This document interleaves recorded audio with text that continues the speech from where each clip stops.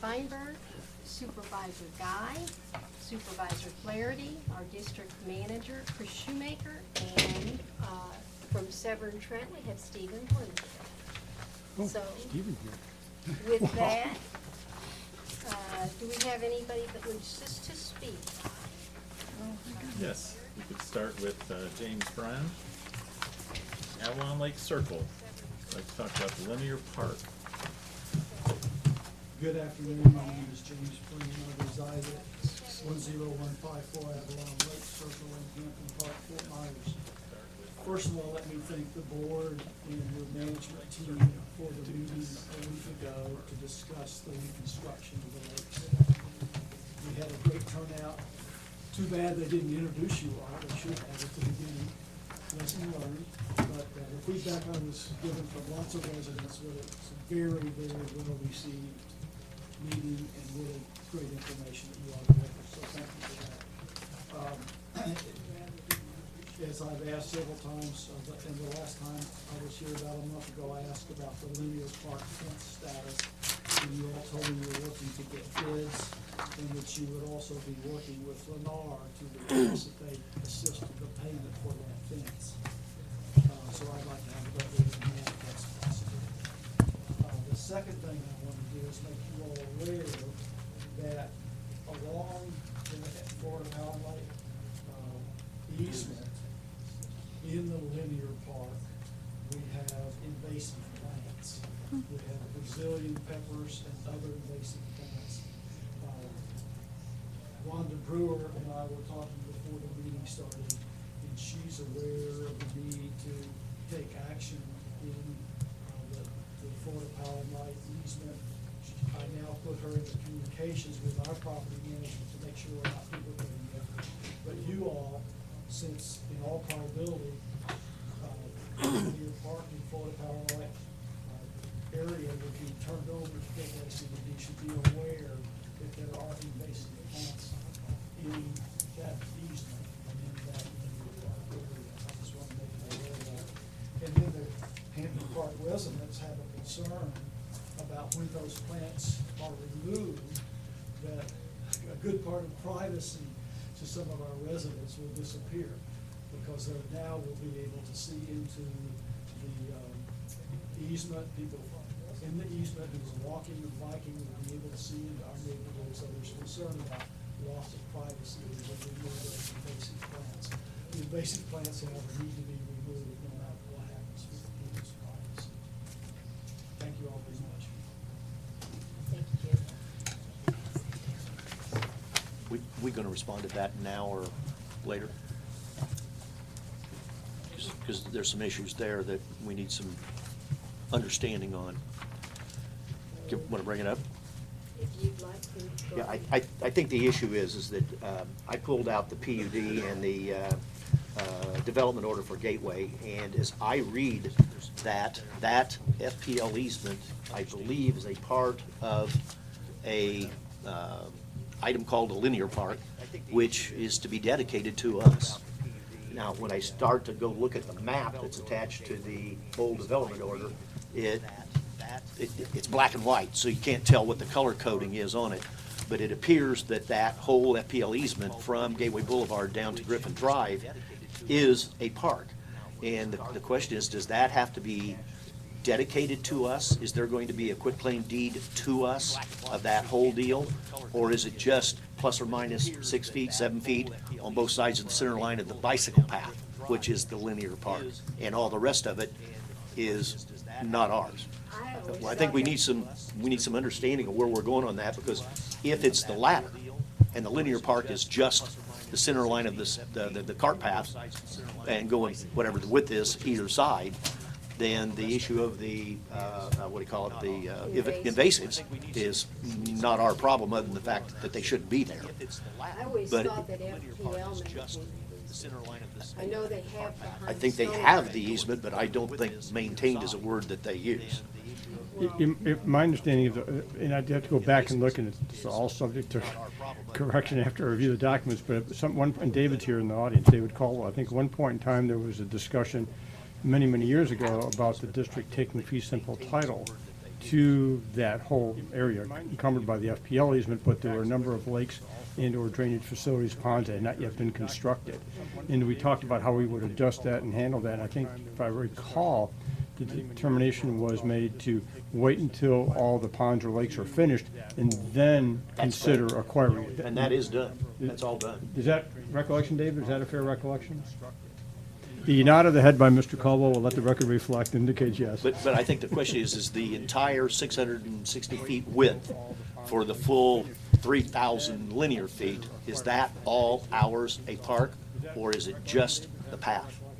Big difference. The nod of the head by Mr. And I Caldwell think will let that's the record something that reflect. Okay, we that's a can We need separate to know question. we need to know the District answer to that, manager. because I'd hate to see a quitclaim deed come in that we just inherited 660 feet by 3,000 feet into our park system, because there is a lot of maintenance that's got to be done on that. And then, as you know, when we do inherit it, FPL's already got an easement, which has, as we have already found, when we even tried to put a single little line down it, was denied.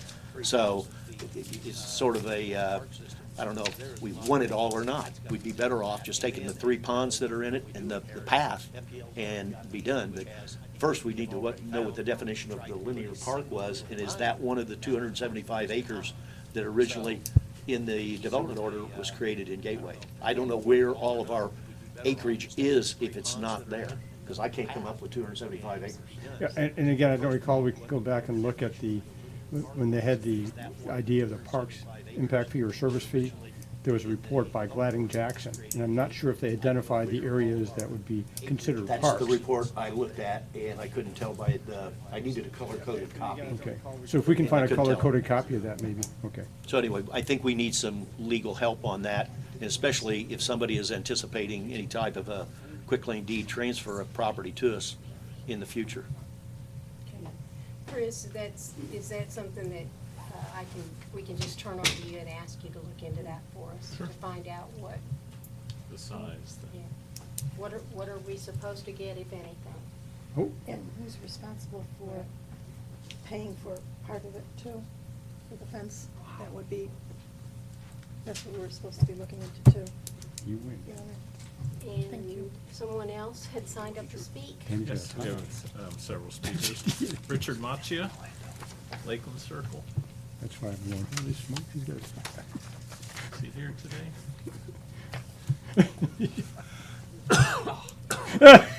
I know. I don't know him.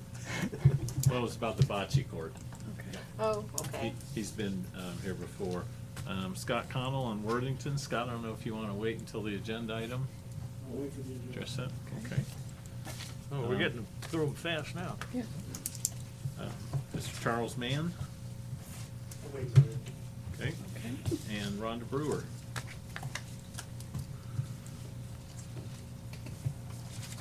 Hello, Board, Rhonda Brewer representing NAR. Just wanted to come and get a status update on a few packages we have in today right now.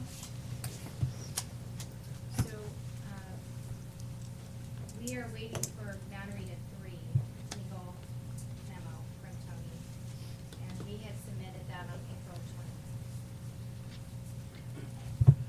20th. Are we talking utilities or drainage? I believe I provided a memo on Matarita 3. Well, You're wrong. we resubmitted on 4/20. On what was that, 420?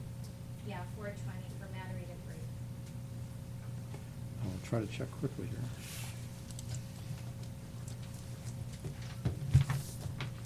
So, at the last time, Tony, you and I met, you had indicated that you would give us comments back on May 23rd, around there.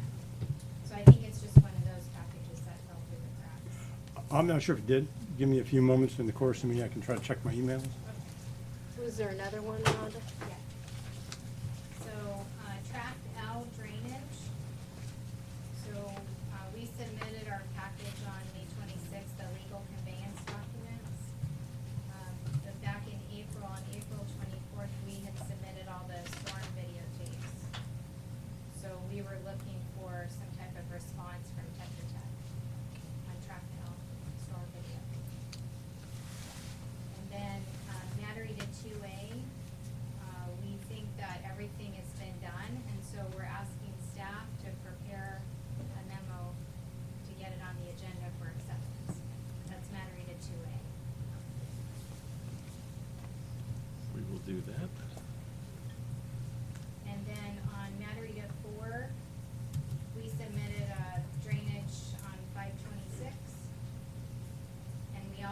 submitted the storm tapes. So we're just asking for a legal review and Tetra Tech sign off on that for Mattery to 4. And then the last one is Casella 1 and 2 drainage. So we're requesting that go on the board for acceptance. We've completed all the punch list items and sent that into Tetra Tech as well. We're just waiting to hear back. We sent that on 5/16. So I have a copy of my list if you would like. Yeah, I'll Why don't take a you leave copy. one and- Yeah. Questions, Margaret? Go ahead. Rhonda is was just out there the other day in Pelican Reserve taking samples and noticed two significantly large sandbars in the flowway. Are those associated with any of these drainage requests? No, Okay, so that's not in those areas? no. Okay, because they certainly need to be removed, and with this rain coming, they are very much a restriction in that flowway. And they're not on a side deal, but the main flowway. It's my understanding that canal and all of that work was done in the 80s. It's been a long time and it's. No, this is the been part that over. was rebuilt and redone. This The is the new stuff. The reconfiguration? Yeah, part of it's in the reconfiguration, part of it is downstream of the reconfiguration where the high-rise condos are at, right past the bridge that goes over back to the condos to the west. It must be about an 800-foot-long sandbar that, even with the water now up to control, I could see it the other day when we were out there. But I don't know whose deal that falls, responsibility that falls under to get that done. Well, I think from our perspective, that area, that canal is turned over for operations and maintenance. And all the work that we did for either Casella on the edge or Carina on the edge of the canal has all been certified. I'm getting a negative from Tetra Tech on that. Okay. So Well, what do we have to do to check to verify whose responsibility that is? Because South Florida Water Management District is involved in it now. And they obviously want it fixed, cleaned. Jimmy, to talk? Yeah. Or at least tell us what you know. Alright, so the area that you're talking about, it's in Casella Phase 2 or Carina Phase 2, one or the other, depending upon which way you look at it. But the area you're talking about is just south of the bridge crossing to Casella. Correct. So that canal was widened in 2 separate phases. There was 2 phases of development. Carina Phase 2 was the west side, the older portion, that was done around 2012, I wanna say. The newer portion is Casella Phase 2, which was around 14, something like that. So here's basically what happened. There was I think it was a 60-foot wide canal originally. It got widened on one side, then it got widened on the other side. So there's a bunch of hypotheses about what happened, but basically you got a deep spot, a median, and then a deep spot.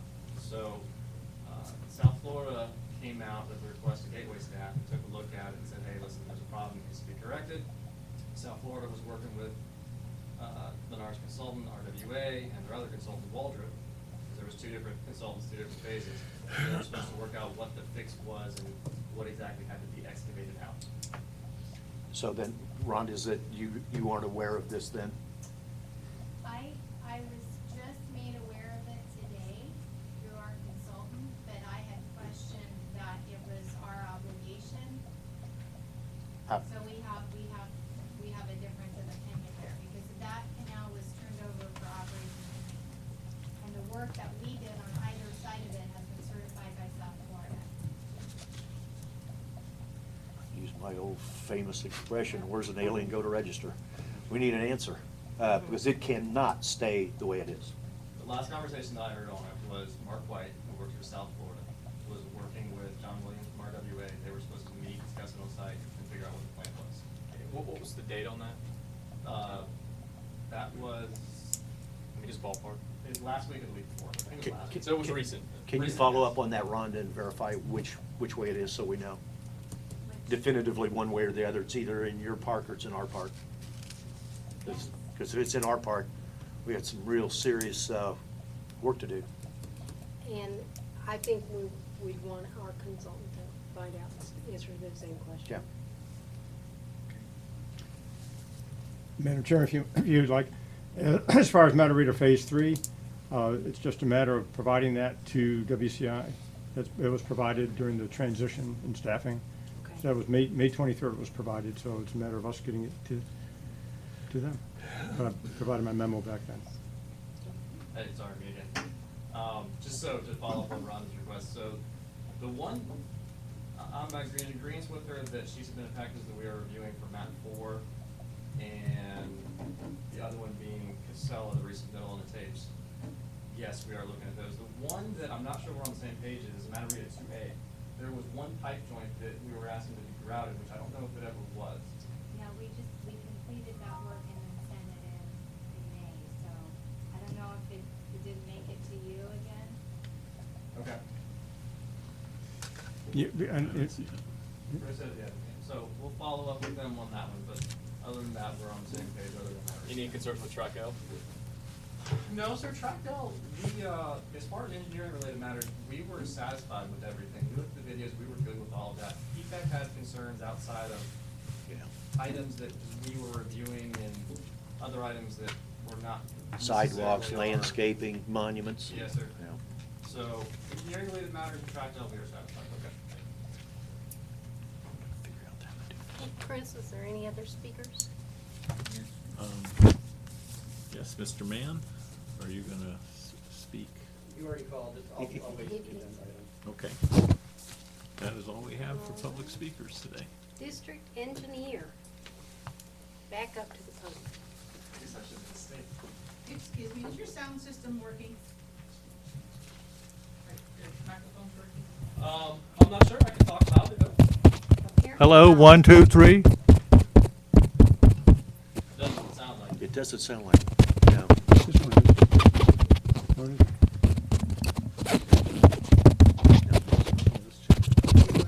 You're right.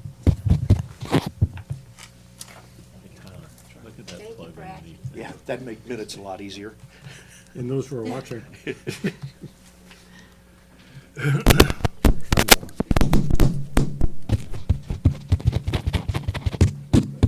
You did something. Our sound engineer. Talk under their Yep, there, it's working now. The wire underneath it's frayed a little bit. I think this might be better. Can you hear me now? Yeah, much better. All right, so once again, I'm Tyler Wainwright. I'm with Tetra Tech. I'm one of your district engineers. So I'd just like to update you guys on a couple of items that we have going on. Number one, I guess we'll start with the Lakes project. So obviously we had the public hearing last week. Update since then is we basically completed work on 3 of the 5 lakes. 2 of them, one is still a good fair ways under construction, and one of them is just awaiting sod. So we've which given ones are complete? 116, 126, and 87. Okay. 87 needs sod still, but 118, we are having them go back and fix a couple of areas. And then 86, the contractor is underway with repairs, and I think his schedule is to be complete within the next 2 weeks.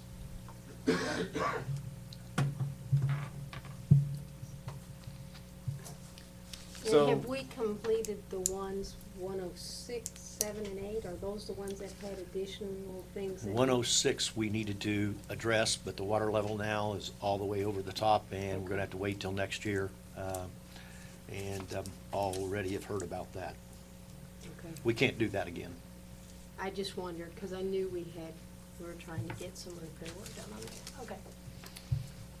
So the other item on the lakes to talk about is we have been having some correspondence back and forth between us, Gateway staff, legal, and Lee County on lakes and permitting, and basically the same conversation we had about 2-3 years ago.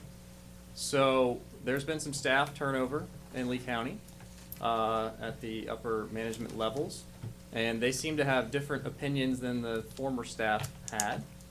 So the result of that is we went and met with them last week. Me, Danny, Tony, Chris, Ed, a whole bunch of folks went down there, and basically the outcome is they want us to go permit these lakes now. They want us to what? They want us to go get permits for these lakes now. So, LDOs. LDOs, yes, sir. So that is a change of direction from what we were previously given, but it's not anything we can't handle. I'm sure Ed would like to talk about it further, so. It gets much worse. The issue of delaying littorals will not be delayed any longer. It's that simple. With this hardened surface, they're basically trying to stick to us, is that if you go in and put in the hardened surface, then you're gonna have to match it with the littorals to an extent of a certain requirement that they have in their standards already, which may or may not be the same as our DO says, but that's a different subject. But they're also talking about, in addition to that, a compensatory requirement for littorals, which means more littorals because of the fact you put in so many feet of hardened surface. And Tyler gave to me the other day, and I think I'll try to repeat what the deal is. If we put in 100 feet of hardened surface, you multiply that times 5, which goes 500, divide it by 2, which says you have to have 250 plants. So what it boils down to is that if every place else in Gateway, it's 1 plant per lineal foot around a pond, they just made it 50% or 1/2 plant per lineal foot, is in essence what they're telling us to do. Would you mind defining hard surface for me, please? Stone. So Stone. we've got stone. We have stone or we have the Armamax surface, which you wouldn't do because it would disintegrate over time. But if you have a hard surface like that, or God forbid, you go in and put in sheeting, that's a hard surface. Essentially, the way they want to see it, anything other than littorals is basically a hard surface.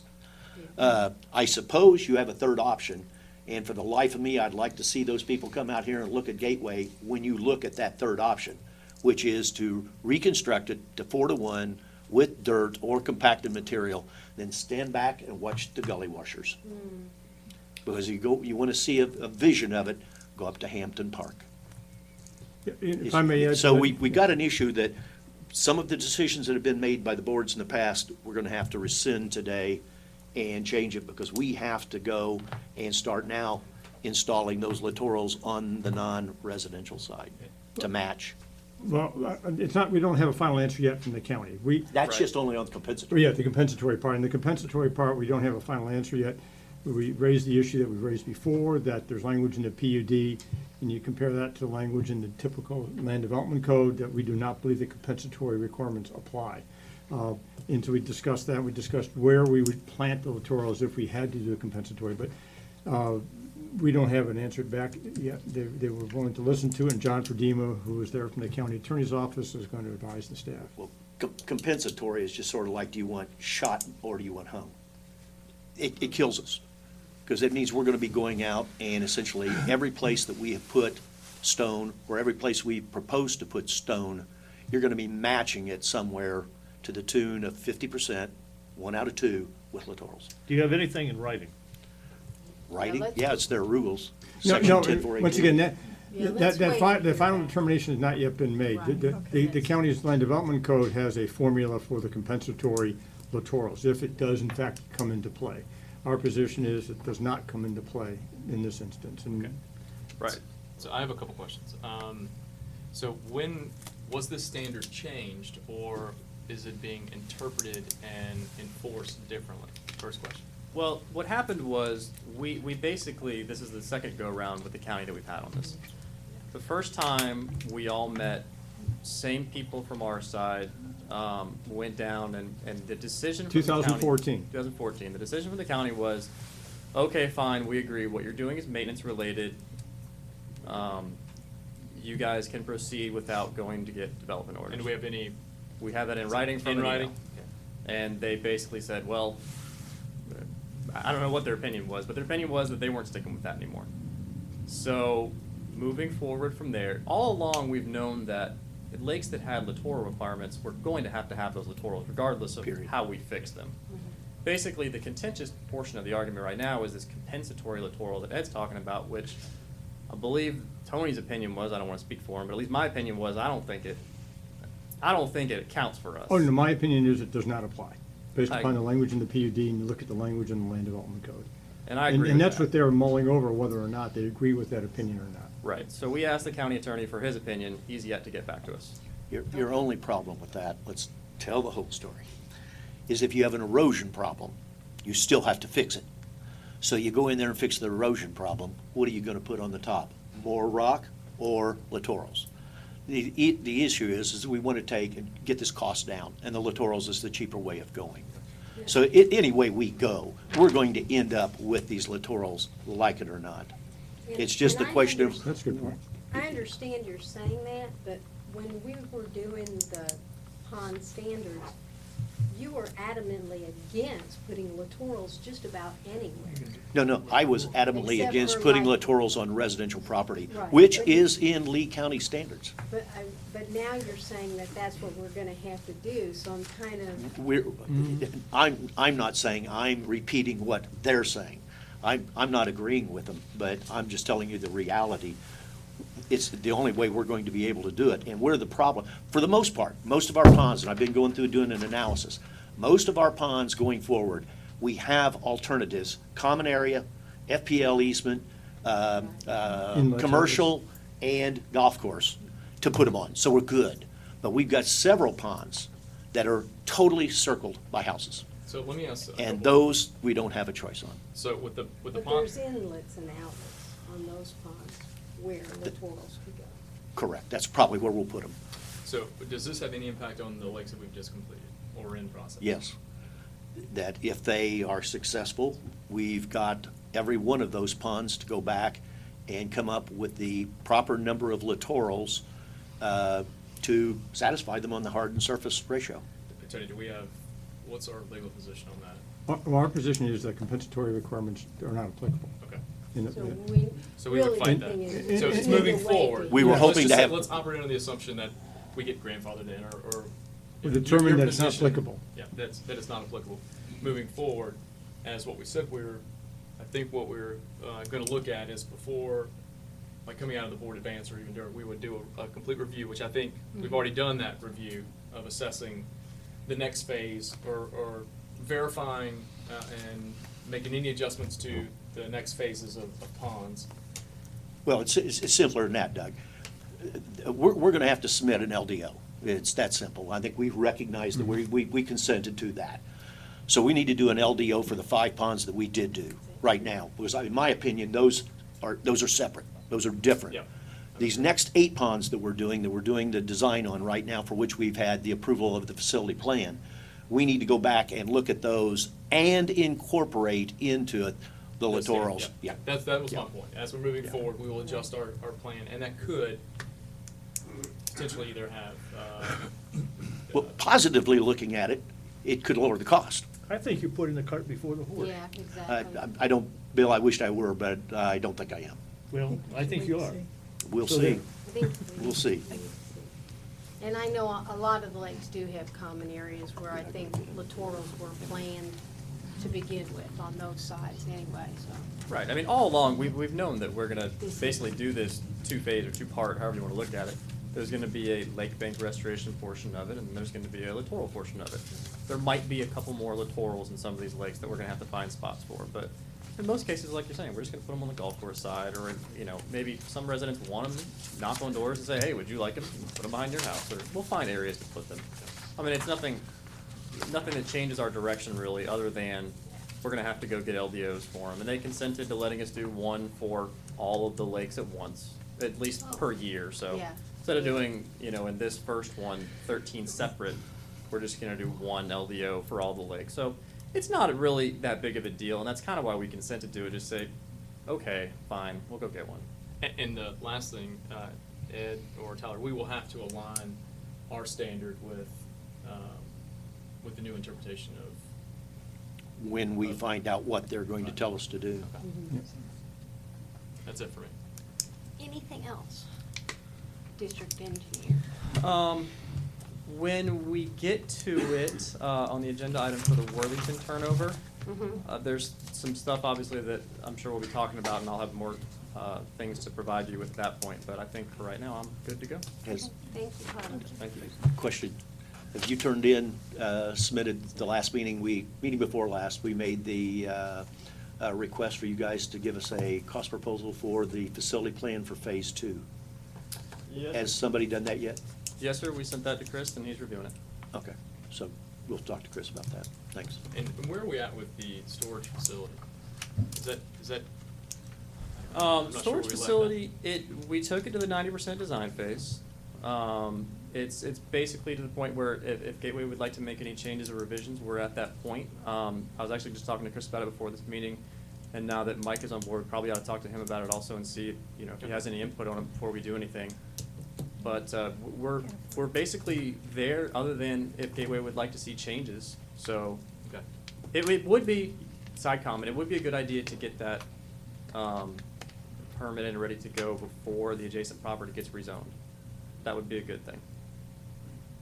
That Okay. makes- You talking about Timber Creek? Yes, sir. Because otherwise, you're gonna have to do additional buffering on that side, which you're not gonna have to do right now because it's still agricultural, so. So it would be a good idea. Go fast on that, quick. And what's your latest dollar amount on this? As far as construction, Yeah. As far as all? Total. I don't wanna tell you a number that's wrong. I thought it was around 200, but let me look and get you an actual number. I think it was 189, something seems to. I thought it was 300. Worked out about a 4-year return, Yep. something like that. Very expensive. Yes, sir. Becky? Thanks. District council. Yes, I have an item that if I could introduce it, have some brief handouts. This is on the Girl Scout building. I don't know if you've received a copy of the mold remediation report. I have a copy of that, and the results, I think were last Friday, I think was the report, finally came in on 5th or 6th. And here's, I'll hand these out to you. The mold remediation report indicates that the work necessary and to address the mold at the Girl Scout building is $8,305.93. If you recall, the contract indicated that we had 21 days to do an additional mold inspection, which the effective date of that new contract was May 24th. We had 21 days, which would be today, or yesterday actually, to determine whether or not, to complete this inspection report. We had 20 days until June 13th to decide to cancel or not. I sent it, because we were going back and forth about whether to extend the time frame for the inspection period and the termination period for a couple of days. I sent a termination notice out on June 13th, the 20th day, and then later on that evening appears the executed First Amendment that is here also, which the chairman signed yesterday with an effective date of June 13th. That gives the board until tomorrow to send a termination notice if you're not happy with the cost of the mold remediation. Is this a bid, It's an estimate, I'm or not is it sure. a guesstimate? Does this guy do the work? He does the actual work? Okay. So then, we should expect then, he would do it for this price, then I would take it. How does this fall with the budget that we had estimated? I thought we estimated. I couldn't remember the number. I think 6,000 was the Yeah. number. Yep, 6. So we're close. Yeah, and if the board is amenable to this figure being the cost remediation, then I would not send a notice of termination out tomorrow, and then we would just continue on with getting the necessary PUD amendment and removal of the covenants by Lee County. And then we had a time frame to try to achieve those. I don't want to buy the Girl Scout building, so I'm going to vote no. I think this keeps adding up, all these little expenses, the permitting and everything, just keeps adding up more and more. Mr. Guy? I don't think that this has a chilling effect on our previous desire to go ahead. I would agree with that. I'd agree with that. District manager, do you have any thoughts about the Girl Scout building? There was also an inspection done on the roof and also with the air conditioning system. He'd like Mike to stand up, and he was present for those and talk to the contractor if he'd like some additional information. I think that's probably a very reasonable request. Hey, Mike, you're gonna do a lot of this work, right? I'll be out there watching. For the record, Michael Tisch, Public Works Manager. We did have a gentleman come out to look at the AC units, and they are probably 14 to 15 years old, and though they can't say, you know, that they're going to last, 6 months or a year, they're near the end of their service life. They're starting to leak and have problems, so they also gave us a cost estimate to replace all 3 of those systems, and that was approximately $20,000 for the AC. How does that compare with our budget? We accounted for those. We accounted for that. We had a number for that, Yeah, so. we accounted for replacement of AC units Yeah. per Tetra Yeah, the Tech's. purchase price was reduced from 350 to 320. And I'm trying to recall the numbers off the top of my head. 8,000 to account for the cost of the PUD amendment, I think 6,000 for remediation, and then there's some additional costs. I'm not sure if the HVAC and roof are in the additional cost to take, they were not? I think they were in the estimate that we had for repair of the building. So it's a wash, if, as long as it's not over 20,000. You remember what the number was, Tyler? I thought it was 15. Yeah. But it was just all. That's why. Okay. Okay. And the roof? I guess, if I may for clarification, was there subsequent roof inspection or No. AC? No, the roof was done. The original? The original one that was done.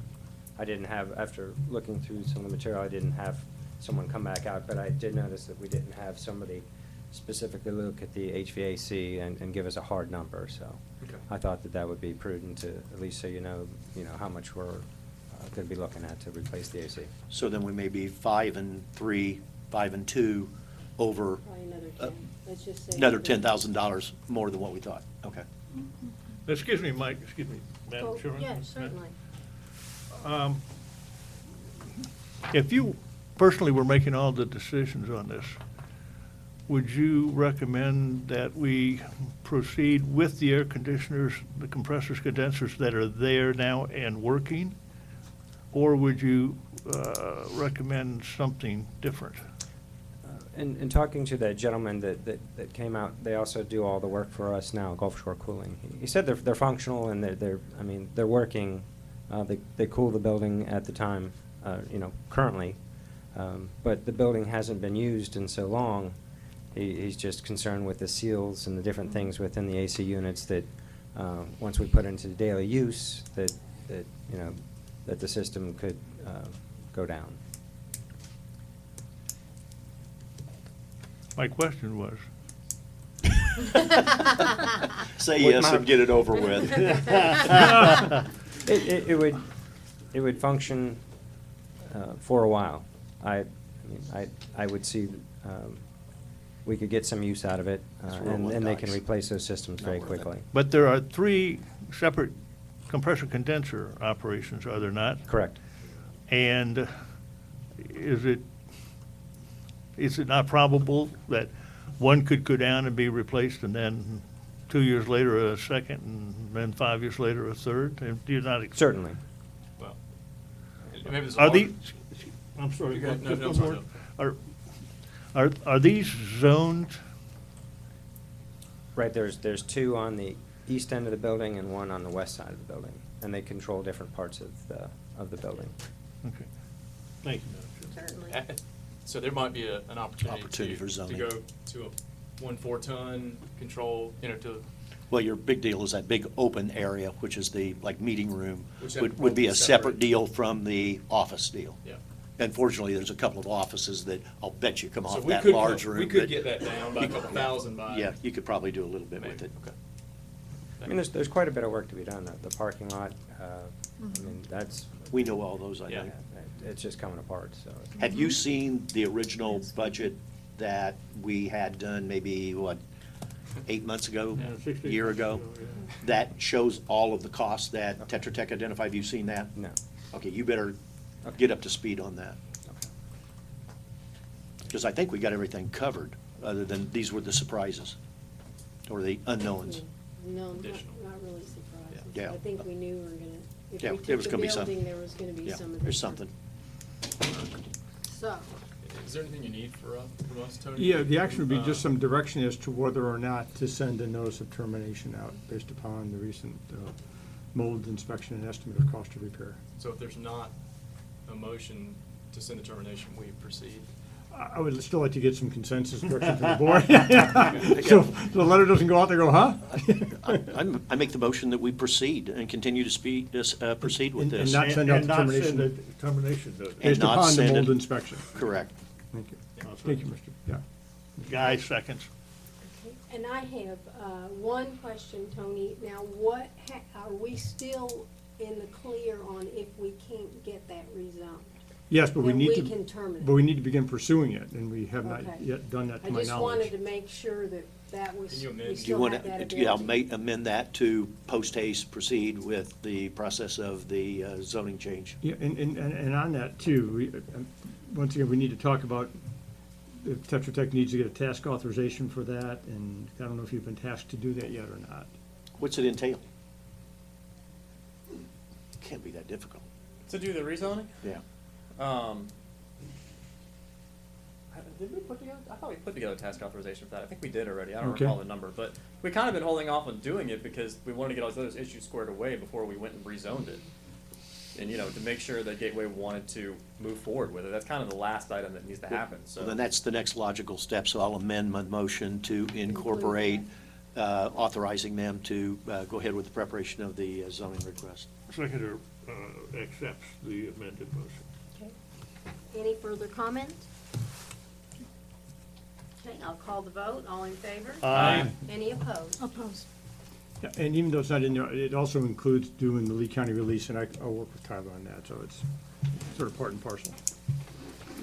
Okay. Nothing further. Nothing further from the council. District manager. A few items. I think Tyler covered the lake bank status, and with all this rain, there are a number of washouts on the construction that the contractor's underway fixing, and been held up on sod because it's hard for anyone to get sod right now to put down, but as soon as it dries out a little bit, they'll move forward with that. Also wanted to reminder on board advance will be June 30th at the Gateway Country Club. And you do have the go-ahead, they close at 4 on Thursday, so you can go over there at 3 o'clock and do your setup with Joe or whoever's doing the setup for audio or slides or whatever. You're open, you're free. Great, and that'll basically, we'll have Joe DeSerbo there to facilitate that, but it's basically a priority setting session, and the board can also bring up topics they'd like to address at that time. We also have, Stephen will touch on that later, we're gonna be presenting the budget and have a preliminary budget schedule, and we work with you to schedule some workshops for the budget review. And I did attend the last 3 days, the Florida Association of Special Districts Conference in Orlando. Brought back a lot of good information, met with a lot of vendors to get quotes on insurance, health insurance, and items that we regularly have to contend with. And a lot of good resources there. Probably about 25% of the attendees were CDDs. It's mostly dominated by fire districts, water control districts, some special utility districts, and fire services. But a lot of good information, and I brought back a lot, and I'll be circulating that to the board members, but I'd highly recommend it to any of the board members who'd like to attend. A lot of good networking going on there, and the presentations were top shelf. Was there any discussion whatsoever of changes in the legislation to avoid for CDDs the bond validation process? No, It's but the archaic. The CDDs and the special districts basically escaped unscathed this session, but a lot of the bills will be coming up again next session. They were basically bills from the speaker that went straight to committee. One of the bills was requiring CDD board members to take the mandatory 4 hours a year ethics training like county commissioners and city commissioners are required. Transparency. 8 hours. Transparency on the budget, things that you're required to post on your website. And there's a lot of activity on the legislative front. That's one, advantage of being a member is those folks have a lobbyist, and that's what they're up there for, so you can get real-time information, but not much happened with special districts this year. And I also have a report for the Public Works Manager and Utilities, and if you'd like any detailed information, Mike and Kenneth Hall are here, if there's anything in particular you'd like to address. Mr. Tinkle? Yep. I've been through these retreats before, and they can turn into a fiasco. Have we got a dedicated agenda of topics?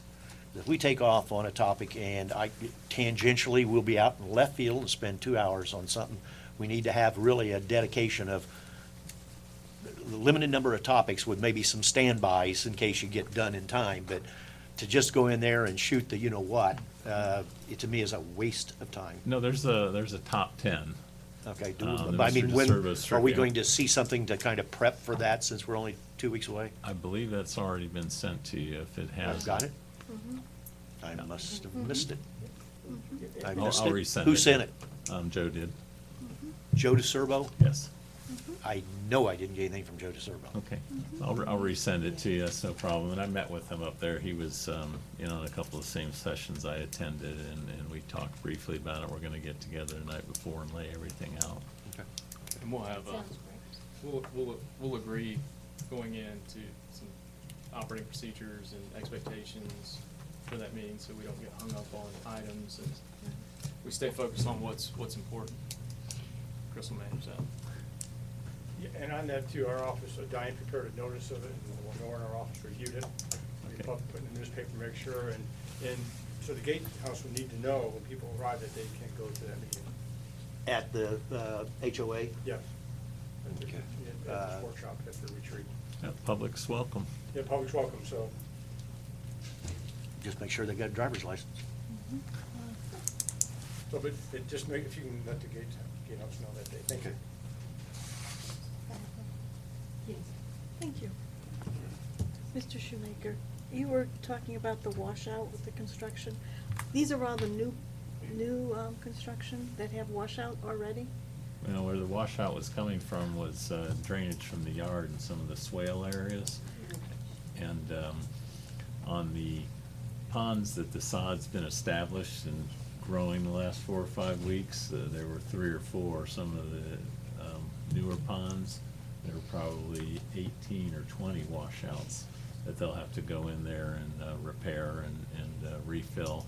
And on those swale areas, the contractor's actually gonna go in and, it's an expense because he identified the problem and put in a French drain type system, excavate it, put in rock soil, and then put the sod back up, or it's kind of a buffer. So is this a planning issue that was when they designed it and planned it, lack of planning, let me put it that way, or lack of designing that we're having these washout issues? I think the bubble up boxes were installed, you know, to handle that drainage. And in some cases, they still haven't been hooked into the residence yard, and some of it is just the natural swaling, and it was aggravated by the amount of rain that we had. But with the buffer areas that he's gonna put in there, it should alleviate that. You might add on 118, it's the contractor's choice not to install the sod. He had 20 feet of just straight sheet dirt to go over, and we got these rains, 15.2 inches of rains in the last 9 days. I don't care what you do if you don't finish the job. He was waiting on putting down the sod for the reason that he didn't have water to water it. He does did, he now. would have. So that's where a lot of that washout. And then the other one we've got is we've got residents that are learning the hard way that you cannot put your irrigation system in the LME. So what we do is, if we're digging along the trench that we put the fabric in, if we don't hit the pipe coming down your yard, let's say it's buried more than 18 inches deep, our digger won't hit it. So we go right on down, we reconstruct the fill, we put down the black fabric, we put down the Armamax, we put down the stone and put down the sod, and guess what? Your yard hydrant comes up underneath it. That don't work.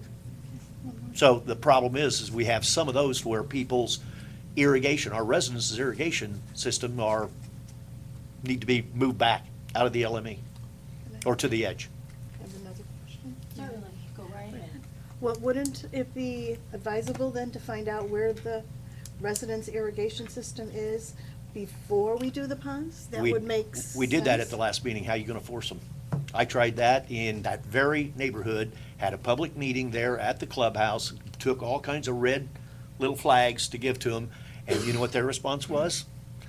You wanna pay for it, we're not gonna do it. So if you wanna, we wanna play hardball with the residents, but I wouldn't advise that.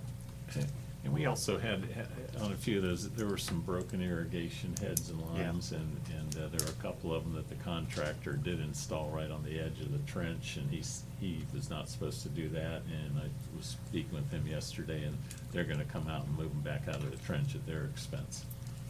And We- the washouts will be paid for by the contractor at their expense. At the next time we do the 8 ponds, following up, not, joking with you on that other, we need to take, and everybody on the lakes, get a letter letting them know ahead of, not 2 weeks, not 2 months, but maybe in August, September of this year, those next 8, send it out a notice to everybody on those next ponds, get your irrigation system relocated out of the LME. And give them plenty of time to do it. And we'll have to appoint someone as a point of contact here to determine where that LME is. They don't know. Well, the LME's easy. Right now it's easy. It's just 20 feet from where the water's at, because we're at control elevation, but the issue is that varies. But the big thing is that you run into is a lot of people just simply, they don't do it. They've got somebody that handles it, which means they're going to have their irrigation firm come in, turn on the zones, and stick a sprinkler head there, and if it's within 20 feet, it's gotta be pushed back. It's about the only thing you can do. Mine are easy to find, they're just floating in the lake. Well, you're Thought not I'd in the throw that in LME. there. They're not in the LME anymore. We'll Yes, get you for, Kathy. But when you send out the letter, wouldn't it be advisable to explain what would happen if they are there, and explain why you need to know where they are? It's just for prevention? That's kind I of what you need to say. thought that's what I did a pretty good job of doing for that one community over there, but their deal was, we don't care, we don't want to incur the cost. So it's, You're gonna incur it they one way need, or the other. you're gonna incur it one way or the other, so we may need to be a little bit more wordy with your legalese in the letter next time to make sure they understand that we can't have those heads under the matting. It just won't work. Our graphics sometimes, that's always sometimes great, here's the LME, here's your irrigation system, here's the problem. Yeah. You need to move, and sometimes people understand graphics better also. Yeah. You know. So, Chris, a couple of things. First of all, have we received our 2 Toyota trucks? Yes, sir. They are out back with the Gateway logo on the doors, and the only thing we have to do is we're gonna put a warning wrap on the tailgate, basically just yellow and black stripe for Okay. safety, but the trucks are out there. Have you informed the staff about the no smoking policy that we discussed? They're well aware of that. There's a follow-up question that I should ask to that. I know where he's going. Is it something about success? I think I'll let it go at that. Finally, do you have anything to tell us about a replacement business manager? Right now, I am working with the staff internally to look at the functions of the business manager and what we need to get done and prioritize, and we should have that wrapped up by the middle of next week. Looking at some of the specific duties and where we're a little weak, maybe in some of our APAR and some other areas, and just trying to, especially with Mike here and Kenny in those management positions, and the business manager before was taking some of those tasks on that are now going to the other 2 managers, so we're just trying to fine tune that position. But are you planning to engage a new business manager sooner or later? Oh, yes. Oh. And it would certainly, and probably just a little more emphasis on the accounting and financial side of the business. Thank you, Madam Chair. And Chris, if you want a supervisor sponsor to work with you on that or look over it, I'll be more than happy to assist. And I'll also mention, Mr. Guy, I made a comment about the trucks. I said, well, if these trucks have ashtrays in them, I'm gonna throw them out. The new vehicles don't. They have lighters or ashtrays in them, but.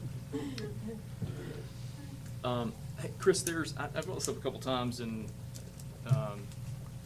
I don't know if there's a simple solution or what, but when you're going down Gateway Boulevard towards Stony Brook, on the right-hand side, and this is a perfect example, right now, there's just, probably 2 or 3 feet of standing water on that side. And it's because those, what do you call them? The raised, the drainage that. Bubble ups. The bubble ups are,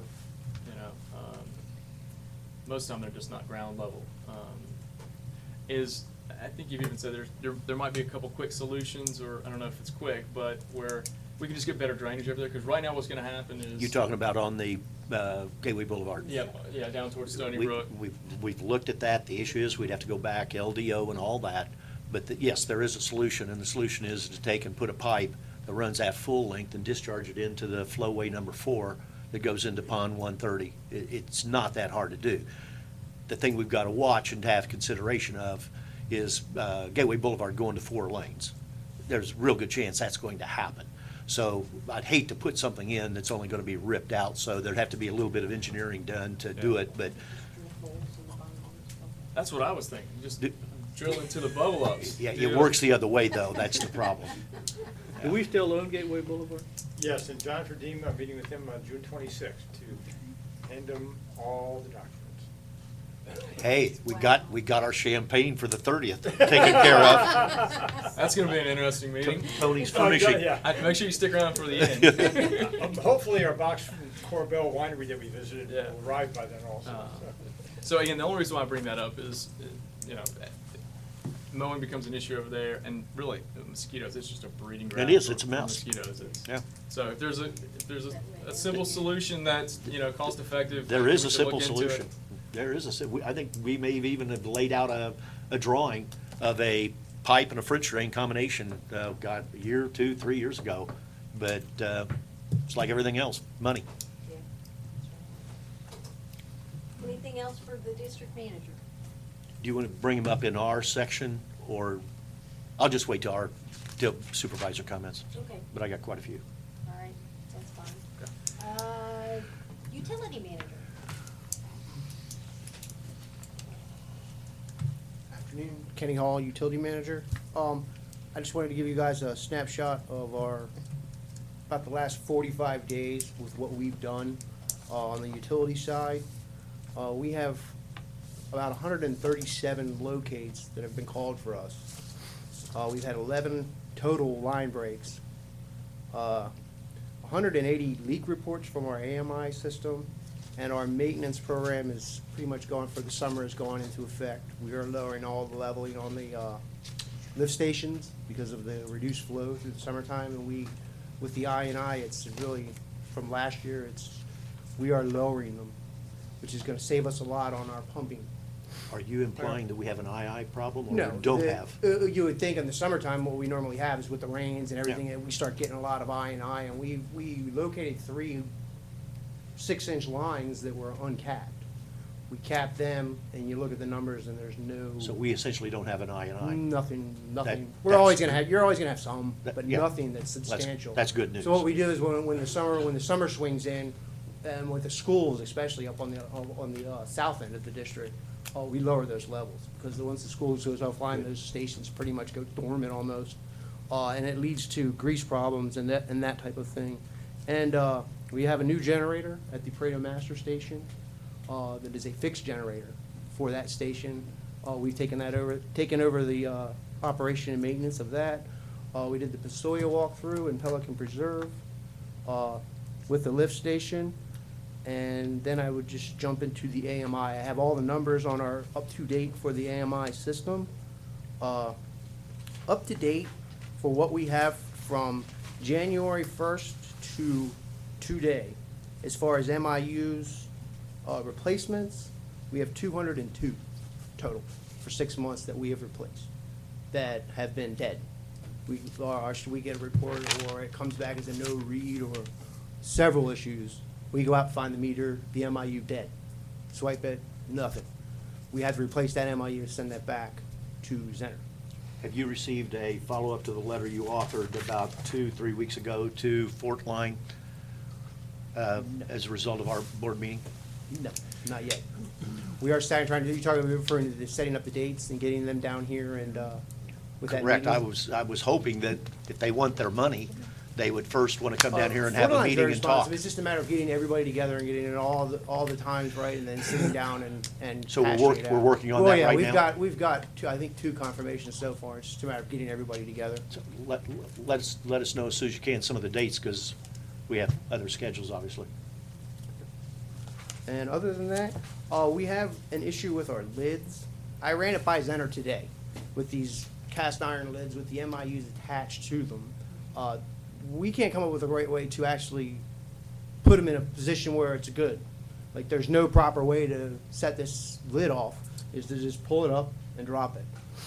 And we have from the MIU. You mean when you're doing maintenance? Or anything, or a resident wants to go out and look at his meter, they just, and down it goes. And it's creating, not so much, other than the MIU issue, the only issue we're having with the AMI system and the metering system is the wiring. And we're getting, they're breaking the wires when they pull the meter up and they look inside, or it drops, or the landscaper comes by and hits it, whatever the situation is, it is giving us about 25 repairs, where we have to go out and either repair the meter, or it's broken for whatever reason. I ran this by Zenner today to pull the MIUs off of the lids and put them onto the boxes, so that there's no issue with the lid.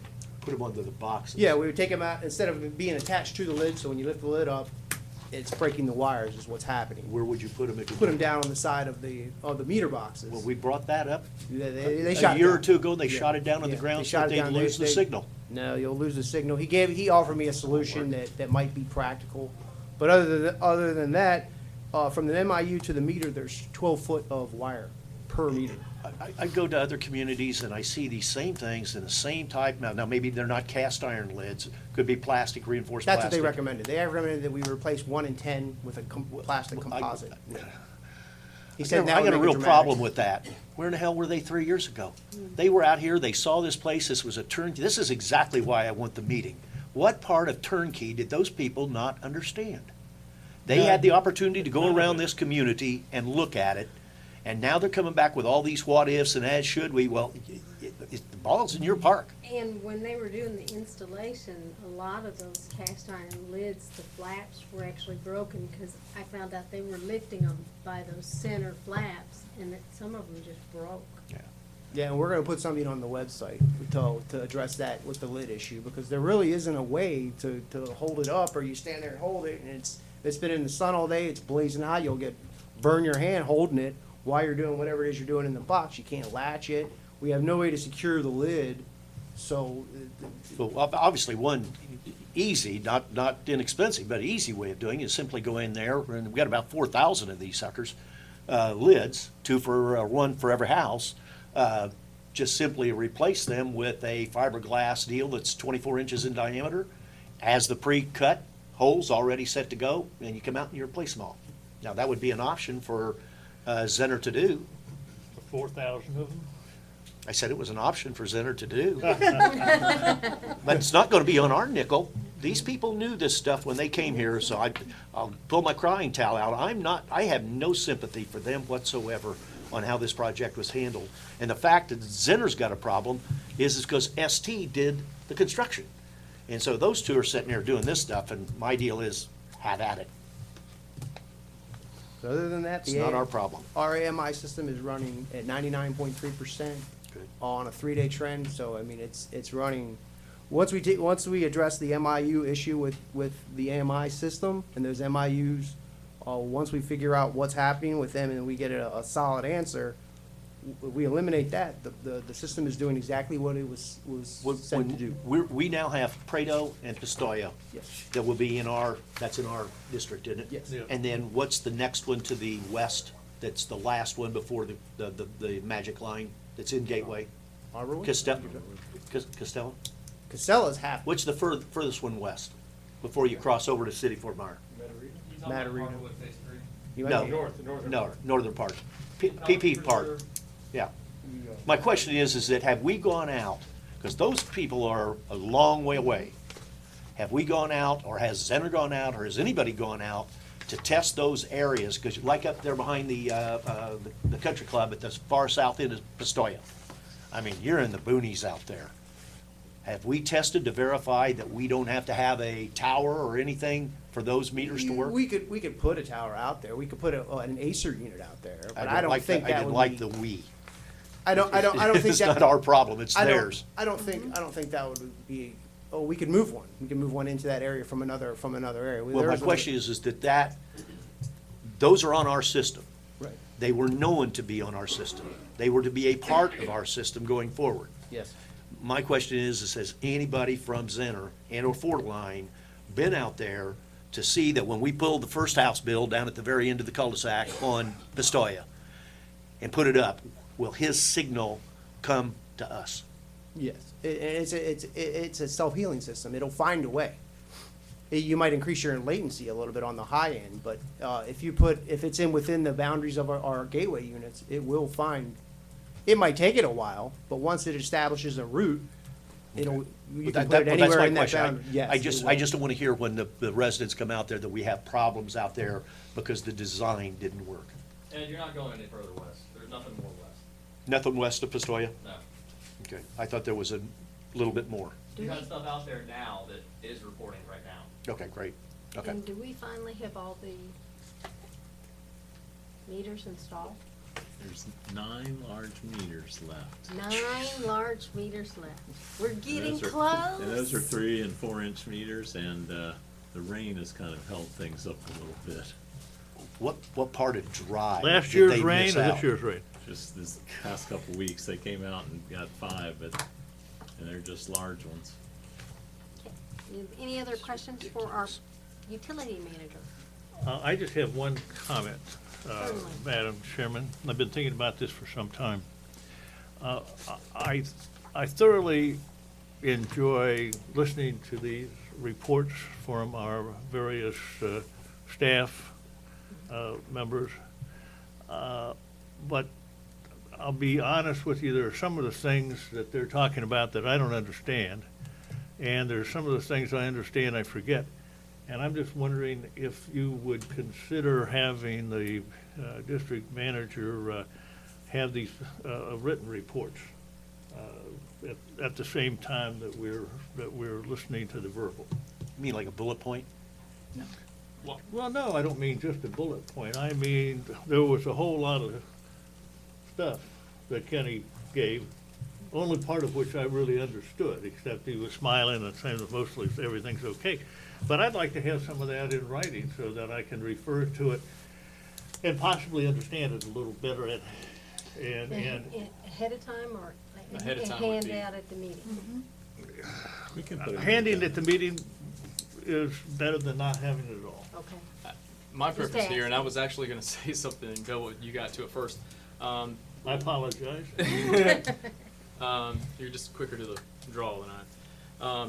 What I'd love to see, Chris, is just almost like a district manager report, including utilities, public works, and if there's any other updates from staff. And we used to, like, I think Avery used to include it into the along with the board memo, but I would much rather see it ahead of time. You know, I don't know if you can determine the frequency, whether it's, you know, something you can do on a weekly basis or maybe, you know, bi-monthly.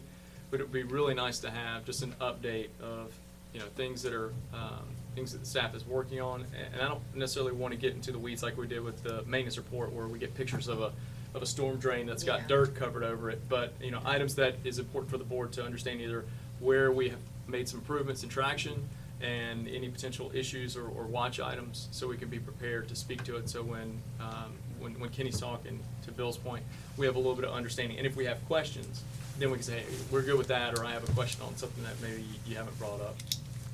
And we will be unveiling shortly a utility management report that'll include gallons pumped, gallons sold, the revenues, number of customers. We've just been working on that to Oh, my automate God. it. I'm going, I can't believe it's taken 10 years. If you include that, if that's a monthly thing, that's fine. but Unbelievable. I think we're talking about someone with a little bit more frequency. I don't- out of the bag here. So if you would just maybe Unbelievable. consider that, Sure. Just don't want something that's gonna take forever to type up. Yeah. Because Yeah, it'll be I'll- old just news by high-level the time we things. get it. Well, otherwise. that's what I'm saying, it's like, what's relevant, what do we need to know? Yeah. Yeah. And I think that would be, the frequency of it, I think will leave up to you. You can decide, I don't wanna overburden the staff that we have, but I don't know if weekly is really required, but, No, it's all written up somewhere. It's just getting that information Exactly. out. Mrs. Flaherty. Yes, I have requested before, as Mr. Gaia said, and I've said it when people have been up here, and Mr. Shoemaker looked at me, a written report from all the managers to be put into our agenda book so we could see them ahead of time, so that we would be prepared to ask questions, so. And I would just say it's not required that it goes out, along with the meeting book. I think if we set a frequency, it can go out whenever. As long as we could read it before the meeting, because Oh, yeah. I would like to be able to, to read it and ask questions, because I'm more of a person who likes to read rather than listen. Then we have to be careful. As I recall, Mr. Attorney, the law says we've got to put the agenda on the website a week before the meeting. Am I Correct. largely correct about that? Yeah, the agenda does, and then it says, to the extent the materials are in an electronically available format, I'm sort of paraphrasing, they need to be on the website at the same time. So Okay. if the report is available the day the agenda gets posted, which is 7 days in advance, that would be on the website. If it's not available until 3 or 4 days, then that's okay. Yeah, but a report doesn't have to be in the memo. Yeah, we could just add that to that monthly operating report, so when we're reporting all that information on the revenues and some things you may be interested in, we'll just add the construction aspects and project aspects to it. That sounds good. That sounds good. Mr. Banks, Yes, sir. I don't know if it was the last meeting or the meeting before, you had said about a tracking for all of our, all the equipment coming in, going out. We have that now, it's implemented, available whenever you'd wanna look. It's all there. Thank you. Okay? This year goes out. Thank you. Okay. Thank you very much. And with that, let's move on to the consent agenda. Mrs. Flair, do you have anything you want to pull? D, You want to pull D? Mr. Guy? I have nothing, thank you.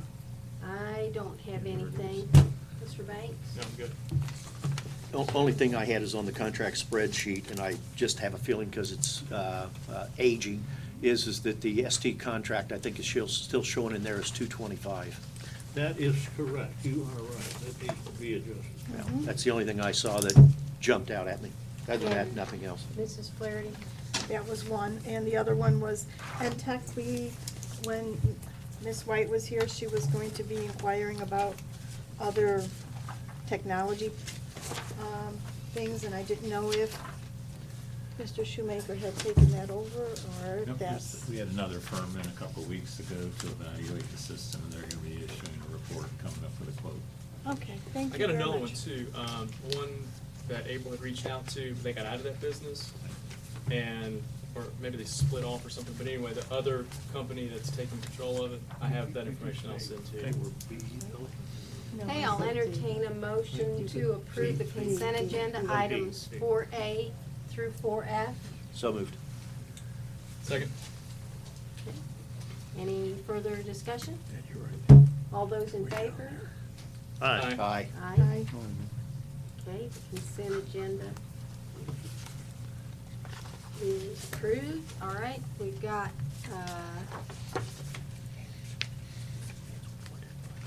and we've got the 5A, turnover and conveyance of utility system Casella Phase 1. And Chris Shoemaker, District Manager, at the last meeting, we did the turnover and conveyance of the utility system for Casella Phase 2. And this is Casella Phase 1, and we have all the documents in order, the bill of sale. the financial information on the system, the permits. And once the board accepts it, the warranty, the 12-month warranty period will start on that infrastructure. And our staff recommendation is to approve the transfer and conveyance of the water, irrigation water, and wastewater utility system serving Casella with an effective date of today. We have a letter from the engineer. You guys all written off on this? Yes, sir. We walked this one and recommended approving this one a while back, so yeah, we're good with this. Motion to accept transfer and conveyance of water irrigation and wastewater for Casella Phase 1. Effective June 15th. I'll second. Okay. Any further discussion? I'll call the question. Aye. Aye. Aye. Any opposed? Okay, that's done. 5B is Worthington Commerce Park Water Management System. And this is, Bye, Rhonda, you don't. That's one way to get rid of it. Get rid of it while the going's good. I thought it was that easy, would have done it earlier. Madam Chairman, can we put the Lennar stuff at the end there? Make sure Charles and Rhonda stick around. So they have to stay. Where are we, Madam Chairman? We're at 5B. and this is the Worthington Oh, Commerce that's Park. this thing, yeah. Yep. And Scott Connell was here last time. He's also on the agenda to speak to this issue, but basically it gets a little complicated because it was originally platted by one developer and then sold off to individual developers. They received a permit modification, and basically they want to split that responsibility and us formally accept the maintenance and responsibility of the West Basin and Gateway Services District. And I think Mr. Connell might have something to say about this, and I think Tyler may want to add a couple comments. I spoke last meeting. All right, good afternoon again. So, it was not in your agenda packet, but we prepared a memo back on June 2nd for this item to try to summarize everything that we're talking about here, because this isn't really very clear cut. This is sort of highly convoluted. So here's kind of 50,000 feet level what happened. We're talking about the area over near Daniels Preserve and directly east and south of Daniels Preserve. So there's kind of three main areas over there. There's the big vacant piece of land, which abuts what's going to be Timber Creek. There's the residential parcel, which is Daniels Preserve. Can you bring that up on the map, Chris? I think it's the next Hold on document, I just one think. moment, yep. That was the permit drawing, and There she is. There you there's the go. reality. So there's the vacant piece, Daniels Preserve, and then there's the, what I'm gonna call the commercial area, which is like where the brewery's at and all those storage facility kind of areas are right there. So what happened was, back in 2002, Worthington was the landowner of all three areas. And they received what's called an ERP, an environmental resource permit, for the entire area. That's what I'm gonna call the master conceptual permit, whatever you wanna call it. Subsequently, Worthington broke out the tracks into, I'm not sure if it was 3 or more than 3, but separate areas, and they were sold off to different developers, and they were constructed under separate permits. The area in the commercial part there where the brewery and stuff is, that area was transferred out from Worthington to a different developer. It was constructed, certified, completed. The part where Daniels Preserve is, which includes the wetlands, so Daniels Preserve is, I think there's a total of 5 lakes, and is it 3 wetlands? I don't remember the number of wetlands, but some number of wetlands that were part of Daniels Preserve. So what happened was, Worthington sold it to a company called Daniels Preserve Community Developers LLC, who I think was Mercedes Homes. I'm not positive about that. But anyhow, Daniels Preserve Community Developers LLC went to go transfer that portion of the original big master permit to them. They went out of business before that was concluded. So the permit holder today is still Worthington, who had the original big one. So all of this area was constructed 2006 timeframe, somewhere around then. It was certified complete to the district. South Florida. Yes, sir, it's the South Florida Water Management District. It was, By issued- who? By what engineer? Yeah. I think it was Height, And they did that, and did we have knowledge of that? I was back in 2006, so I don't know what took place back then. I don't even know, really, to be honest with you, what the process as far as conveyance to the district was back in '06. Was a request for transfer to operations ever presented to this board? Sort of. I I'll don't- get to that part. So, I don't think. so That what, was. You saving the poison for last? Remember that at that time, that would have been developer control board. What, and there's some other, There are some other factors too, about what the Daniels Preserve developer did, conveying by deed without the district knowing it, We Well- were, various tracks. That's another side issue. well, wait a minute, we weren't a developer control board at that time. well, This we is gotta way finish later. the history part first, and then we can get into the issues. So, there's 5 lakes, I think there's either 3 or 5 wetlands, I forget the exact number. But anyway, that's all part of the South Florida Water Management District ERP permit. So Height, the engineer, and Daniels Preserve Community Developers LLC, they've both went out of business, they're both gone. Worthington is now the only entity left, and they are still the permit holders for that ERP. So, for the last probably 18 months, Power station. Worthington has been working with staff, legal counsel, and us to try and get this transferred to the operation phase. The sort of driving factor recently is because they're trying to sell the vacant parcel out to the east.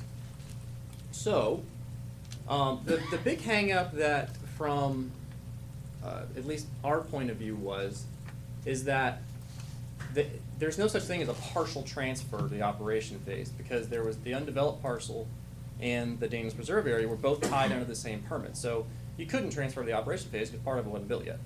So what we had them do was they went to South Florida, they received a permit to break it into 2 phases. So you have, or 2 different permits. You have the Daniels Preserve permit and the new vacant section, which will be one day developed into who knows what. So now it is broken into 2 pieces. Now it could be transferred, the Daniels Preserve area, which is the 5 lakes and some number of wetlands, could be transferred to the operation phase.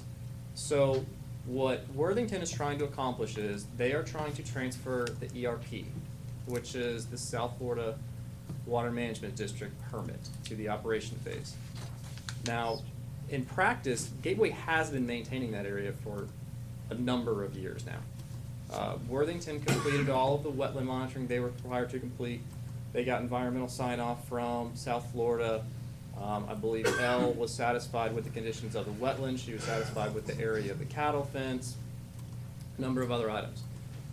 So, that's background. Now, Some of the background. some of the background. Now, Tony is, I'll let Tony bring up the rest of it, but what happened is that there's 2 levels of permitting. There's the South Florida Water Management, and then there's Lee County. One of the requirements from Lee County, not an ERP requirement, but a county DO requirement, was because the lakes were in excess of 12 feet, they're considered deep lakes, they required deep lake management plans. One of the requirements was there had to be aerators. So, this was a little bit before my time, and I'll probably let Tony finish this, but what happened was, basically, I think no one was maintaining the aerators, so they were non-functional. The county came out and sent a code enforcement officer out and said, hey, listen, you're not complying with your DO requirements, the aerators aren't working, somebody needs to fix this. So with that, I will turn that part over to Tony. Yeah, and this goes back to 2011, when the county issued a notice of violation for Remember that. the aeration issues. And that's when we said, lakes, what lakes? We don't own those lakes. And it's not the wetlands area. Just backing up a touch to that big conservation area, I think that's called CA5 on the plat. That was in non-compliance, but it appears that Worthington has addressed all the non-compliance from the exotic removal and the monitoring and maintenance. So that appears to be in good shape. As to the aeration issue, this issue came before the board in 2011, 2012, and Lee County staff did not care that we did not accept the conveyance of the deed. We said we didn't accept it. We didn't know the deed was recorded. We sent a letter to the attorney for them. They said, basically forget about it. And so the determination was made, we can maybe recoup the costs later, but let's install the aerators to avoid having to go to the hearing examiner, having to pay attorney's fees, having to pay a fine, or, Who installed them? The district did on some of those. Some just need to be repaired, some need to be installed. And the district paid for, I've not been able to find those invoices, and that's shame on me for not doing it to this date. I know that Scott's gonna whip on me for that. But, but then we did that to the satisfaction of county in 2012 as to the aerators in the Deep Lake aerators. And so that's that piece that my conversations with John Nagy and Scott that has been a lingering issue since that time about who will reimburse the district for the installation of those aerators. Because Mercedes Homes wasn't around to go Or after. Daniels Reserve wasn't. They said, whoa, they deeded Yeah. they deeded the tracks to the district without us knowing about it and left, and never really responded. Now, Scott may have another variation on that, didn't he? So just to get the full picture here, what Tony's talking about is that was an issue with Lee County against the developer who was Mercedes Homes. Well, And Daniels Reserve. Daniels Reserve Community Developers LLC, right. So what we're talking about transferring today is the South Florida ERP. Now, the reason I say that is because the South Florida ERP had absolutely nothing to do with those aerators. It was not a requirement of that But ERP. it's the same lakes. Other than it's in the same lakes, yes, but it's not a South Florida ERP requirement, Who's, so. who's the ones, the county had the requirement for the aerators? The Yes. county was the requirement for the aerators, right. So the county required Daniels Preserve Community Developers LLC to go put in aerators. They went defunct, Gateway went and put them in. We went and put them in.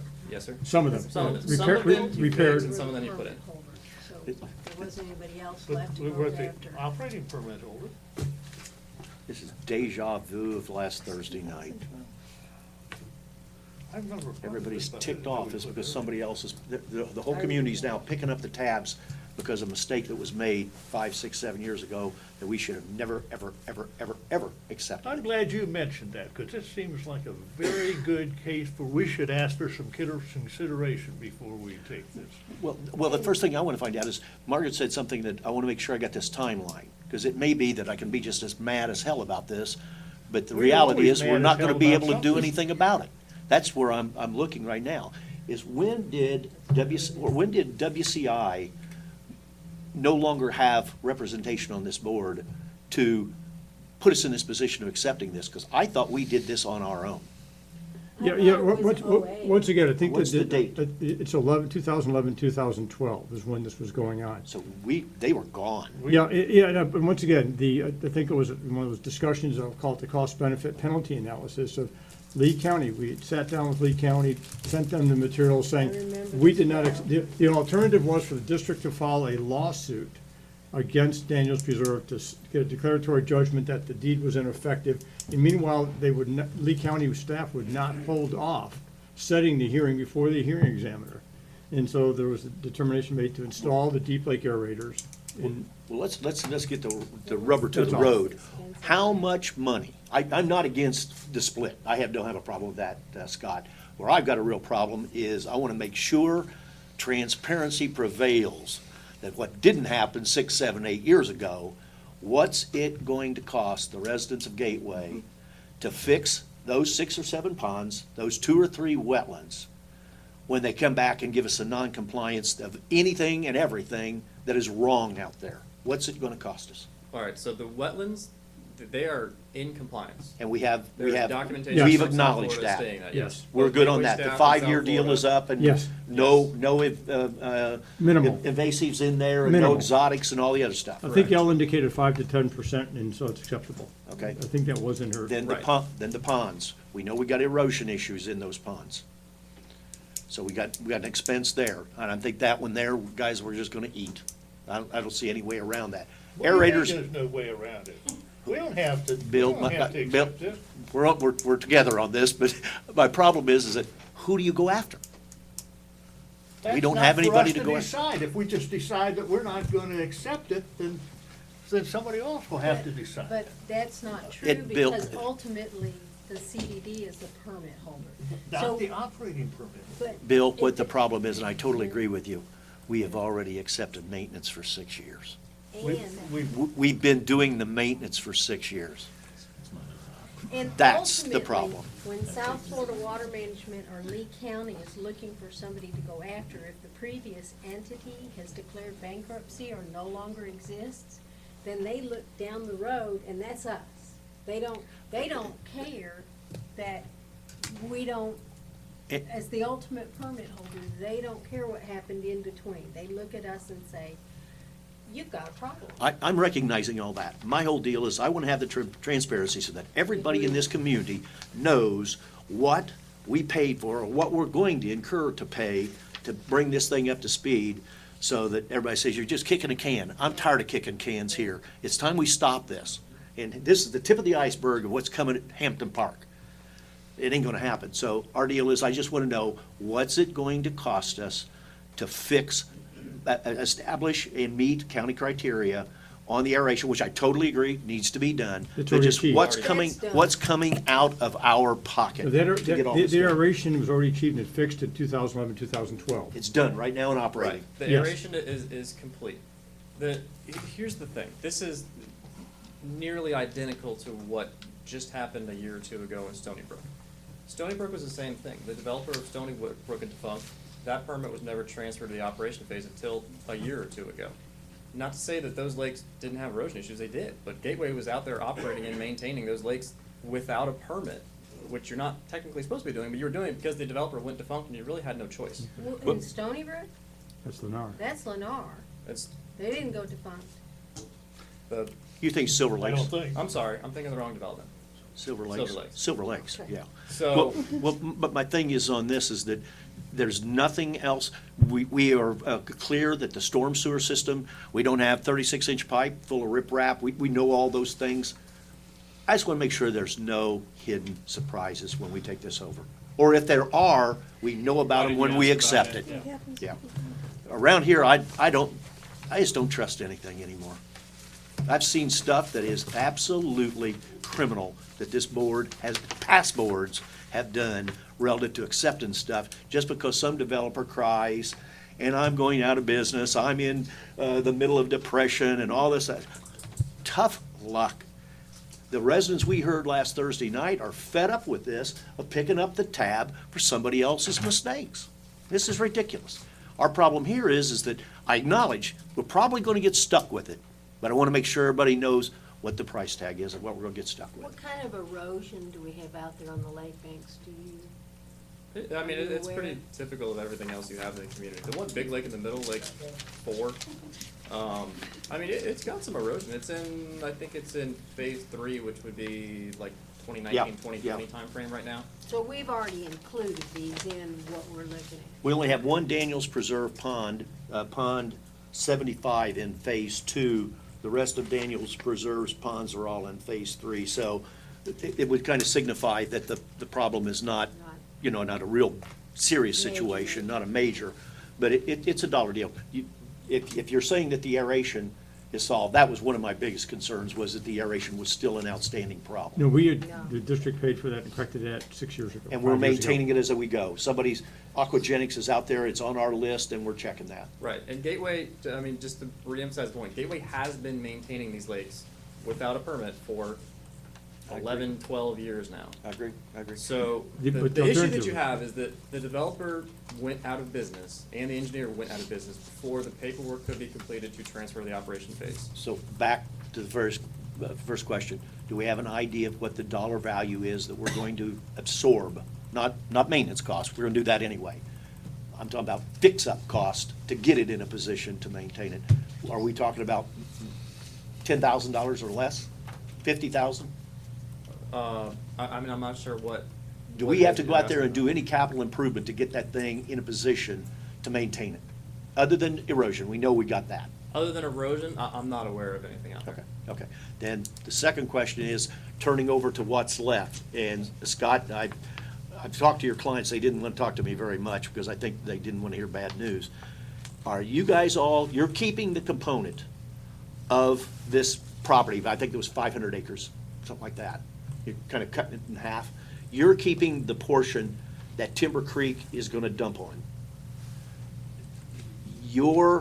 Are your people aware that those ponds that are in wetlands and ponds plural, wetlands and ponds that are necessary to transport a minimum of 20 CFS that'll be coming from Timber Creek has got to get through you, which means your client's got to build some facilities to be able to get that in what is identified here as Lake 5 to get into our flow system.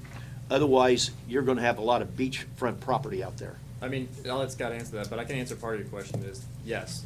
I've talked to them, they're aware of that, and it is in their permit requirements, they have to do that. That's nothing that we're accepting. They're not with knowledge accepting that they got to do that. That is in their South Florida permit, that they have to convey that water. They being, They being. Worthington. Well, currently the permit holder is Worthington. I imagine once they sell it, that's gonna get transferred to whoever buys As it. long as they acknowledge it, I don't have, that's the one I've got concern on. Already in their Everything permit, else, they have I'm to. all for the transfer. I just hate to be put in a corner with a gun to my head that I have to agree to this. It just is ridiculous. But I don't see that there's any other choice. And boy, if there was a hole, I'd be in it. So unless you guys have got, or if Tyler, you have something that you haven't told us about a negative, let's say, of doing this, I don't see anything myself. I was worried about the Timber Creek. If you've got that resolved and they're keeping the wetlands, they'll be maintaining the wetlands and the 2 ponds that are in that area. no, on the east side, In their side, on their side, the east side, no. the east side. We're No, all the talking, wetlands are being conveyed. no, my understanding is what today is just wetlands, it's just CA5 is the only one that's, there are 5 lakes and 1 conservation area in this split off permit, correct? I don't know if everybody can see that, but see up there, it says preserve, and it's very fuzzy. Yeah. 8.8 acres, right by the electrical substation. I hope we're not taking that one, because that's the one where the Timber Creek water's coming in, yes. That, I was assuming, was staying along with the 2 ponds that are yet to be built on that property. Oh, yeah, that one. But all this is going. Okay, yeah. The little one that Yes. butts up the Timber Creek, yes. So that's where the Timber Creek water comes in. Then it's got to get into that lake yet to be built, Scott, that's on your property, that little triangular lake. I don't have a map here as to what, I think it's number 76 or 77 on our list. Reason it's not on there is because it's not built. That's right here. No, there is a lake that's got to be built that gets this water from the wetland. Oh, the lake is right about here, and then it connects into this lake. So there's a little lake there, Scott, that's yet to be built. 76. So I think it's 76 or 77. Top triangle? Yes, it's triangular. And I mean, Oh, there's 2, yeah, there's 2. There's 2 of them in there. Yes, And- there's one on the east side of the. Correct. As long as you guys are keeping those in your deal, because those have to be built to be able to get the water from Timber Creek into Gateway. right, those would be under. Then I don't have an issue. Whoever takes that new permit after the sale, I would imagine. It might change. I mean, in all likelihood, whoever buys that is probably going to re-permit it through South Florida and change, the layout and whatever they're I- gonna do, but just that as- would be on theirs. The water management plan for Gateway shows that water coming into our lake 75 through that triangular lake yet to be built. And my deal is, as long as we're not taking any acceptance or responsibility of that, I don't have a problem with this. Any other questions? Well, maybe you don't, but I do. Well, I got problems, but there's nothing I can do about it. That's my problem, There's nothing you Bill. can do about it. We're sitting here as an independent board. We don't have to be hornswoggled into some more of these operations that cost our residents money. I understand you. My problem is that I believe that, and Tony, you'll have to tell us, because I think we have a legal issue. I think we got ourselves out on a limb by actions that we did before, and I just don't think we're gonna get any sympathy from anybody.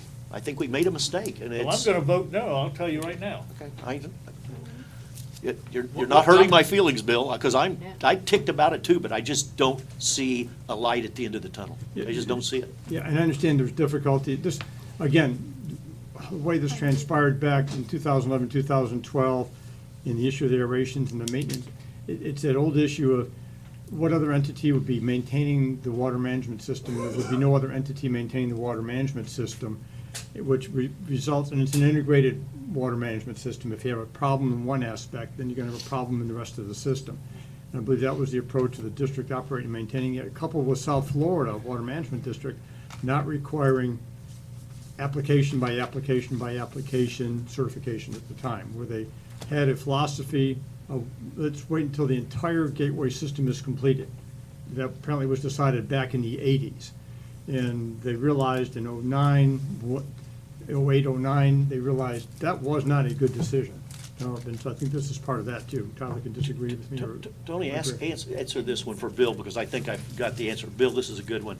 Is if we wouldn't do this, and even take it one step further, and say, the decision that we made 8 years ago to accept that for maintenance, we just take all of a sudden pond 75, 78, 79, 80, and 81, and tell South Florida, we're not gonna be out there doing any more work. What's gonna happen? Well, and/or Lee County. They'll say. Or Lee County, either or. They'll say, yeah, you've got that old deed that you say you didn't accept, but you were listed as a record owner. We're gonna drag you into hearing, a code enforcement hearing. That's why. And then we have to go through filing the lawsuit to, That's why, disclaim any Bill- knowledge or information, That's my ownership frustration, interest. Bill. That's why I don't like it, but I don't see that we have any choice. And/or the system would be, come into non-compliance and we'll say, we're not the operating entity anymore. And arguably, South Florida can come after us and say, you're operating a system without a permit, which they haven't really done that yet. That's why I don't like it, but I don't think we have any choice. Lisa, this is the same Lee County that, an hour and a half ago, you were telling us all is changing their rules on littorals and everything. This is a else. Little different issue. Well, different maybe issue. it's a I different know issue, it's but the- it's the same Lee County. I And they're not understand. treating us right, and I think we ought to step up. Oh, I this just has been, don't- Mr. Guy, that was an incredibly frustrating experience with Lee County on this. I don't want to pay legal fees for something I don't think we can win at all. I just don't see we have a chance. Well, I'll tell you who I'd like to, who an alternative to go after is, everybody that's in that HOA. You want to do that, you're going to have 300 houses in here. I'm not going to do that. That was part of the Maybe dumb, discussion. but I'm not stupid. That was part of the discussion, if I recall back then too. I could be wrong, but I recall that being part of the discussion, to especially assess them to take care of this situation because their developer had left everybody in the lurch. It's a mess, and I see that this is the only way out, that it's a win-win for everything, even though it's tainted on our side. But looking at the fact that we got the aerators in the lakes, they're not in really bad shape, and the wetlands appear to be more than within compliance compared to some of the other things. And we've doesn't look like seen. we have any expense. Right. Why don't you call for a motion? Yeah, so. Mrs. Flaherty had asked to speak. I was concerned what happens if we don't Mercedes accept was this? all of this, And you were just explaining that to, Taking. that's what I was wondering. and have been taking. If we don't accept it. So, does anyone have a motion they'd like to throw on the table? Reluctantly, I'll make the motion to accept the transfer pursuant to what, I guess, what do you call this? The transfer or the splitting of that property into the two sections, and the transfer of operational responsibility for the west segment, which, do we have a name for that? Yeah, it's application number 170323-24 is the application number. And along with that would be the requisite bill of sale and affidavits as to any piping that's, or any of the other improvements. That's my motion. Keyword reluctantly. Do I have a second? I'll make the second. I've got a discussion, so, what is the, I'm still trying to understand the association between Worthington and the Mercedes, developer? It was all part of one deal. Okay. And evidently, they sold it off to, or transferred it over to Mercedes to develop. Okay, but that was still Worthington property that. Yeah, and it's all, and as far as South Florida, it's all How much did we together. spend for those aerators and for maintenance? I haven't been able to dig up that number. I mean, do we have a ballpark? I mean, would it be unacceptable to Pardon? look for reimbursement from Worthington for that as part of this? I think it was just one area, their maintenance on the others. It was, Danny? For the record, Danny Nelson with Tetra Tech. I can't tell you the exact dollar figure, but it was 10, maybe I don't even know if it was $10,000. Well, we've spent, figuring somewhere in the neighborhood of $1,000 to $1,500 per pond per year. We spent a heck of a lot more of that in just maintaining this thing in the last 10 years. I mean, is there, I don't see anybody to go after. well, no, but my point is if Worthington has this property, they're gonna sell it. They really can't do much until we facilitate this piece. If we have. No, I think that's not true, is it? No, they No? they can do it. They can do it. What they're wanting is to get rid of this responsibility, as I understand it, of the wetlands and the ponds that are in that section that were under Mercedes, is what I Yeah, understand. maybe I misspoke on that. Yeah. But my point is. Because they can still go and develop that No, property. yeah, but my point is, I mean, I understand. It's just- is there an amount that Worthington is willing to offset to cover expenses that we've had in the past? And may possibly incur with maintenance in the future? Would you like to speak to that, Scott? Well, I can't speak for Worthington. Again, Scott Cottle, I'm here representing them through CES, the engineering firm. But I don't think I have the ability to spend a nickel, but I mean, I can tell you, let me just help paint the picture, and maybe I'll help clear it up, is originally there were 435 acres of land that Worthington purchased from George Sanders. Because at the time, Westinghouse didn't opt on their option to buy that land. Okay, so you have now. Even though it was in Gateway. And it's within the gateway, yes. Yeah. And I was with Worthington back in the early 2000s when all this took place. And we had this 435 acres, and we planned it according to the gateway master planning and per South Florida Water Management. And we developed these pods, these commercial and these residential areas. And then the only activity that Worthington constructed at the time was the extension of East Commerce Lakes Drive. Extended it east and south to tie into Daniels Road, where WCI or Westinghouse at the time had stopped it there by the new construction going on there, just east of Gateway Boulevard. Yeah. So that was the only infrastructure that was, well, the roadway and the water main and things were put in. No lakes were dug, no other land was developed at that time. Then they sold the commercial area to the south where the multi-use commercial is. They sold Daniels Preserve to the north. And then those developers finished building out the infrastructure, digging the lakes. Meanwhile, Worthington was responsible for the overall permit because water management didn't split out permits. And also it was part of the permit criteria manual to deed the conservation areas in the lakes to Gateway Services District as part of the permitting criteria manual. So all that took place, and maybe the sequence wasn't done it was done through quitclaim, and there might have been another sequence that would be more appetizing. A knowing quitclaim, an unknowing quitclaim, excuse me, as opposed to knowing. That happened after my time there, I'll say that much. But anyway, so now, you've heard all the nasty stuff. Now they're wanting to, they've done 6 years of mitigation on the preserves and worked with Al and others to go through that and make all that clean of exotics and go forward. And they are ready to make this transition to turn over the operating portion of it to the Gateway CDD as it was originally intended to do. And just for clarification, they don't own this property anymore. They only are the permittee. They don't own the land in Daniels Correct. Preserve. They don't Correct. own the That's land right. in the commercial area. Right, They they own just are that vacant still- land to the east, Right. And which so- is under contract. Yes. That's not included. And that's This down here. why this is time sensitive, Basically in that has been triangle. for the last 6 weeks. And that's why I came to you 2 weeks ago. And Correct. we started meeting on this, last 18 months. Because Worthington didn't, It's our fault.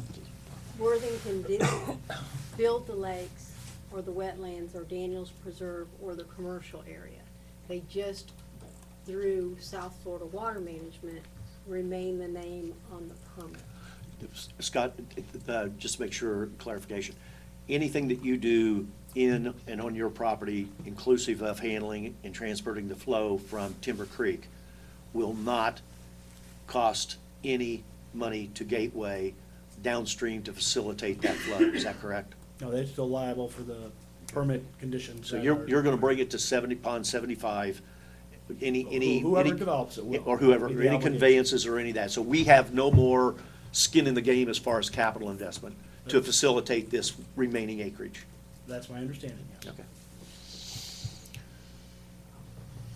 Any other questions? Any questions down here or comments? Okay, I will then call the vote. All those in favor? Aye. Aye. Any opposed? Opposed? Okay. All right.